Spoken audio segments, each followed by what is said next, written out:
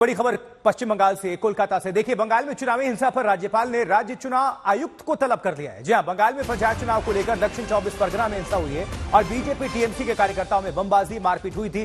कल गवर्नर ने प्रभावित इलाकों का दौरा भी किया था, जायजा लिया था और अब राज्य चुनाव आयुक्त को तलब किया है। तो बंगाल हिंसा पर राज्य चुनाव आयुक्त तलब किए गए हैं पश्चिम बंगाल में। हालांकि यह भी गौर करने वाली बात है कि पिछले अगर कई सालों का इतिहास उठाकर देख लें तो चाहे लोकसभा का चुनाव हो या फिर विधानसभा का चुनाव हो या लोकल बॉडीज का इलेक्शन हो, हर बार हिंसा पश्चिम बंगाल में बमबाजी देखने को मिली है। कई लोगों को जान भी गंवानी पड़ी है और बहुत सारे लोग जख्मी हुए हैं। एक बार फिर से हिंसा आगजनी की तस्वीर हम देख पा रहे हैं और शुरुआत इसकी नामांकन के पहले दिन से ही हो गई थी, जब कांग्रेस की कार्यकर्ता की हत्या हुई थी और कांग्रेस ने आरोप इसको लेकर टीएमसी पर लगाया था।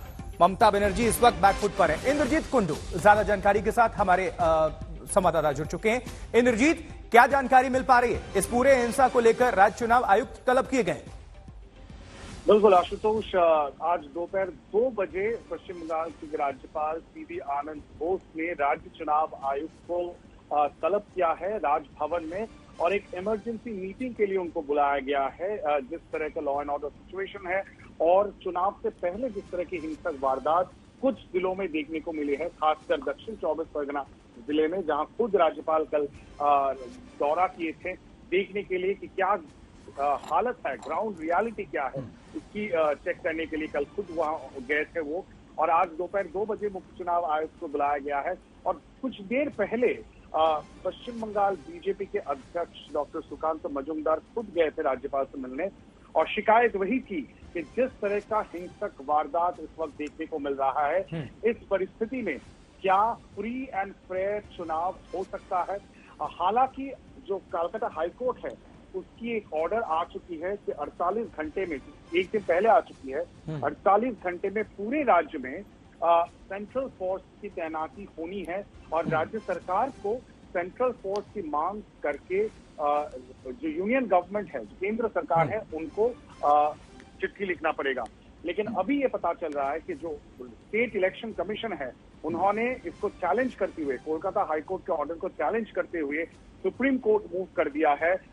जरूरी याचिका भी फाइल कर दी गई है सुप्रीम कोर्ट में, ये चैलेंज करते हुए कि पूरे राज्य में सेंट्रल फोर्स की तैनाती कर दी जाए। इंद्रजीत, एक और हमें संयोग देखने को मिल रहा है पश्चिम बंगाल में। देखिए, भारत में पूरे अगर बीजेपी की बात कर लें, कांग्रेस और लेफ्ट की एक साथ कभी नहीं आते, इनके विचारधारा अपने अपने अलग अलग हैं, लेकिन पश्चिम बंगाल में पहली बार ये एक साथ आवाज मुखर कर रहे हैं टीएमसी के खिलाफ, ममता बनर्जी के खिलाफ। यानी जो बात कांग्रेस कह रही है, बीजेपी कह रही है, लेफ्ट वही कह रही है, आरोपों के घेरे में ममता बनर्जी और उनकी पार्टी टीएमसी सरकार। जी हाँ, बिल्कुल। और कल अगर ममता बनर्जी का जो स्पीच था दक्षिण 24 परगना जिले में एक रैली में, ममता बनर्जी ने यही कहा कि जितने भी विरोधी दल है सब एकजुट हो गए हैं, बीजेपी के साथ मिली भगत है कांग्रेस और सीपीएम की, यही ममता बनर्जी ने कहा है। और ये बहुत महत्वपूर्ण है क्योंकि जून की 23 तारीख को, अगले हफ्ते, एक बहुत महत्वपूर्ण मीटिंग होने जा रहा है पटना में, जहां पे विरोधी दल एकजुट होने की कोशिश में जुटे रहेंगे मोदी सरकार के खिलाफ। अहम वक्त पे ममता बनर्जी का ये बयान, और कांग्रेस और लेफ्ट की बात करें तो पिछले चुनाव 2016 की जो राज्य सरकार चुनाव थी, पश्चिम बंगाल विधानसभा चुनाव, तब से वो एकजुट होके ममता बनर्जी सरकार और टीएमसी के खिलाफ बंगाल में लड़ रही है। और यही सवाल उठाया जा रहा है कि अगर लेफ्ट और कांग्रेस पश्चिम बंगाल में तृणमूल के खिलाफ लड़ रही है और ममता बनर्जी भी यही कह रहे हैं, तो कैसे पूरे देश में जब 2024 की बात आती है तो एक साथ एकजुट हो।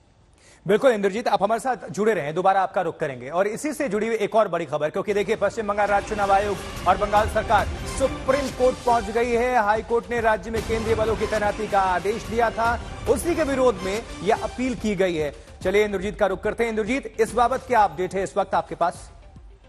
बिल्कुल, आज सुबह 9:30 बजे के करीब जो सूत्रों के हवाले से हमें पता चल रही है कि राज्य चुनाव आयोग सुप्रीम कोर्ट मूव कर चुकी है। ई फाइलिंग हो चुका है पिटीशन दर्ज करते हुए कि एक इमरजेंसी हियरिंग हो और उसमें ये फैसला लिया जाए कि जो कोलकाता हाईकोर्ट का फैसला था, ऑर्डर था कि पूरे राज्य में सेंट्रल फोर्स की तैनाती हो और उसके बाद पंचायत चुनाव हो। स्टेट पुलिस पर भरोसा नहीं है, तो इसको चैलेंज किया है राज्य सरकार ने और राज्य चुनाव आयोग ने। राज्य सरकार और राज्य चुनाव आयोग दोनों ने एक साथ मिलकर ये पिटीशन दाखिल की है सुप्रीम कोर्ट में, चैलेंज करते हुए कोलकाता हाईकोर्ट की वो ऑर्डर जिसमें कहा गया था कि पूरे राज्य में हर एक जिले में केंद्र बल की तैनाती हो। शुक्रिया इंद्रजीत, इस पूरी खबर पर दर्शकों को अपडेट और जानकारी बताने के लिए। देखिए, बंगाल में केंद्रीय बलों की तैनाती का विरोध और हिंसा के बाद कलकत्ता हाईकोर्ट ने आदेश जारी किया था, लेकिन अभी खींचतान सब कुछ देखने को मिल रहा है। और पश्चिम बंगाल में हिंसा का दौर लगातार वो थमने रुकने का नाम नहीं ले रहा है। कोई भी चुनाव उठा लीजिए, लोकल बॉडीज की बात छोड़ दीजिए, चाहे लोकसभा का इलेक्शन हुआ हो या विधानसभा, हर बार हिंसा, बमबाजी, आगजनी, तोड़फोड़ सब कुछ देखने को मिला था। यहां तक कि पार्टी के जो कार्यकर्ता हैं वो भी मारे गए थे और उस पर आरोपों के घेरे में टीएमसी, ममता बनर्जी की पार्टी, उनके कार्यकर्ता। तो हाईकोर्ट के फैसले के खिलाफ अब राज्य चुनाव आयोग ने भी सुप्रीम कोर्ट में अपील की है।